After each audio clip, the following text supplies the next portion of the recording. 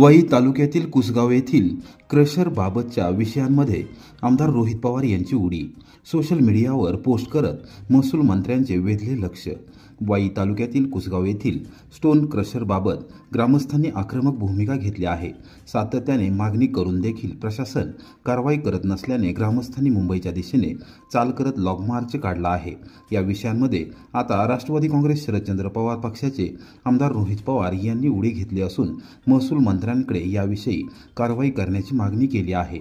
आमदार पवार यांनी बुधवारी सकाळी 11:15 वाजता सोशल मीडियावर लॉग मार्चचा व्हिडिओ पोस्ट केला असून त्यामध्ये महसूल मंत्र्यांनी या विषयात लक्ष घालावे अशी मागणी केली आहे।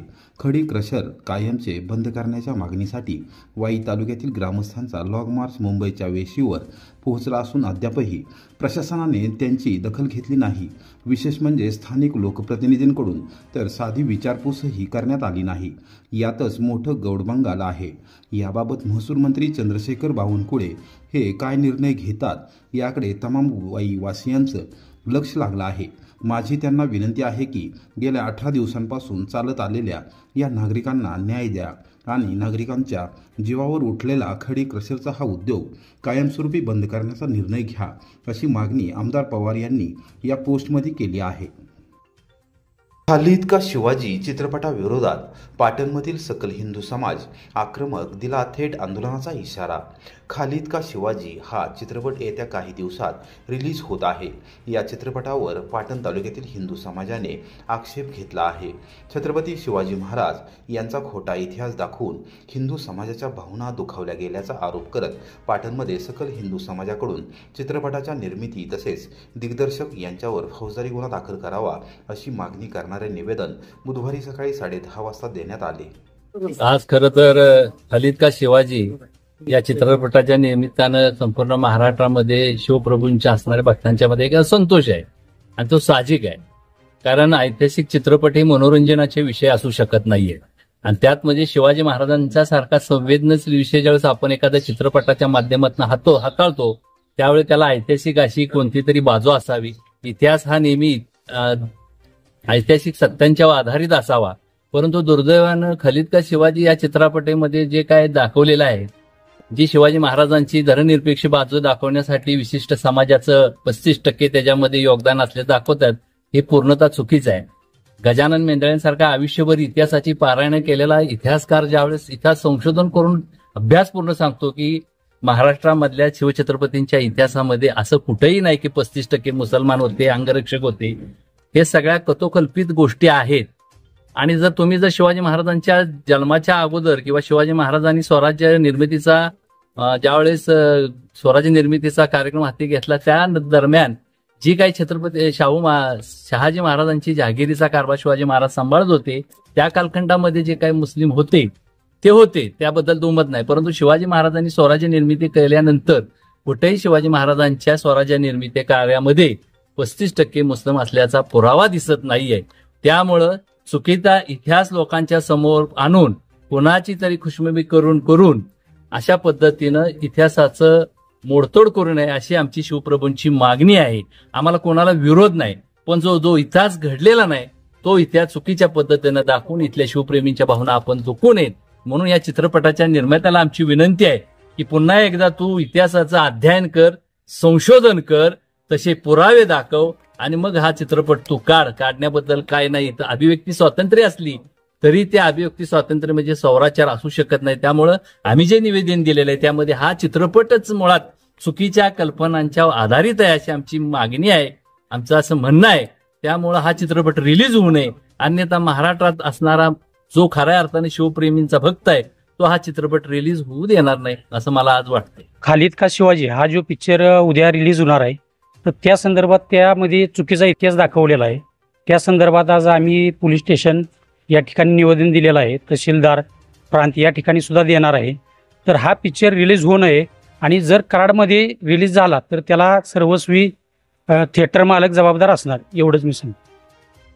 विजेच्या स्मार्ट मीटर सक्ती विरोधात कोळकी ग्रामस्थ आक्रमक, महावितरण कंपनीच्या कार्यकारी अभियंत्यांना निवेदन सादर करत दिला आंदोलनाचा इशारा। फलटण शहर आणि तालुक्यात विशेष करून कोळकी परिसरात महावितरण कंपनीने स्मार्ट मीटर बसवण्याचे काम त्वरित थांबवून नागरिकांना योग्य दराने वीज बिले आकारण्यात यावीत अशी मागणी करत संतप्त पदाधिकारी, कार्यकर्ते व वीज ग्राहकांनी बुधवारी सकाळी 11:30 वाजता फलटण येथील महावितरण कंपनीच्या कार्यकारी अभियंत्यांना निवेदन सादर केले व आंदोलनाचा इशारा दिला।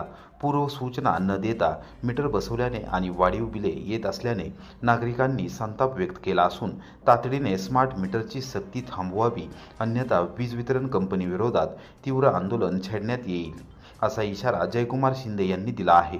महाराष्ट्र राज्य वीज वितरण कंपनीने जुने मीटर काढून नवीन स्मार्ट मीटर बसवल्यामुळे वीज बिलांमध्ये मोठी वाढ झाली आहे असा आरोप कोळकी येथील वीज ग्राहकांनी केला आहे। आधीच वीज ग्राहकांची आर्थिक स्थिती बिकट असताना या वाढीव बिलांमुळे सर्वसामान्य नागरिक हैराण झाले आहेत। या समस्येबाबत नागरिकांनी भाजप पदाधिकारी व ग्रामपंचायत सदस्यांसोबत बैठक घेऊन आपली तक्रार मांडली आहे। यावेळी पंचायत समितीचे माजी सदस्य सचिन रनौरे, कामगार नेते पैलवान बाळासाहेब काशीद, पैलवान संजय देशमुख, संदीप नेवसे, उदयसिंह निंबाळकर यांच्यासह कोळकी येथील नागरिक उपस्थित होते। सायबर क्षेत्रातील फसवणुकीविरोधात रहमतपूर पोलीस ॲक्शन मोडवर फसवणुकीतील रक्कम तक्रारदाराला मिळवून दिली परत।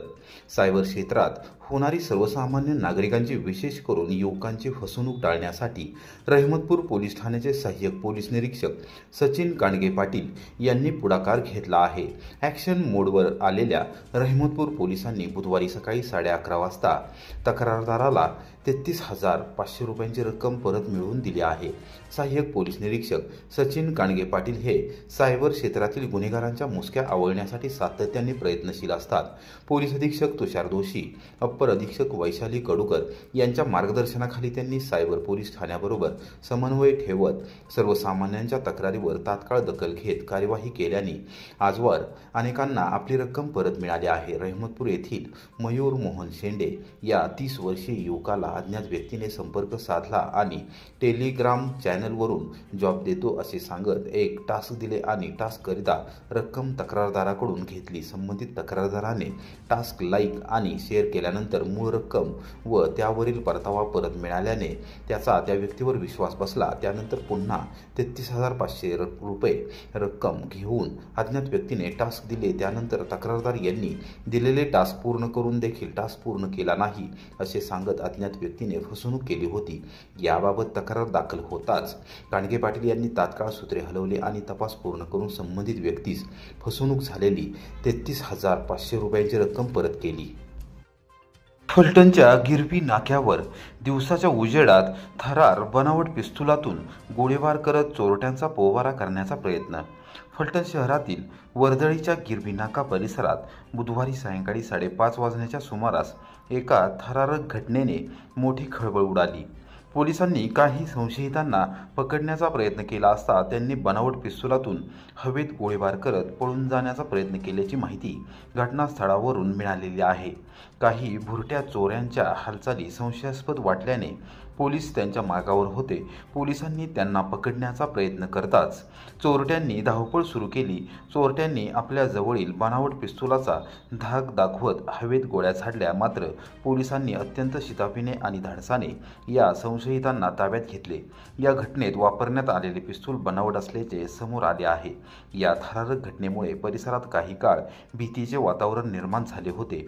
शहर पोलिसांच्या सतर्कतेमुळे पुढील अनर्थ टळला। या प्रकरणी शहर पोलीस ठाण्यात गुन्हा दाखल करण्याची प्रक्रिया सुरू आहे। गिरवी नाका फलटण येथे एका इसमास पोलिसांनी ताब्यात घेतले आहे। कायदेशीर कारवाई सुरू आहे। कारवाईनंतर वृत्त प्रसिद्धीसाठी देण्यात येईल, परंतु त्या इसमाकडील शस्त्रातून गोळीबार झाल्याची घटना घडल्याबाबत कोणत्याही पुष्टीदायक पुरावा अथवा साक्षीदार मिळून आले नाहीत, असा खुलासा फलटण शहर पोलीस ठाण्याचे पोलीस निरीक्षक हेमंत कुमार शहा यांनी केला आहे।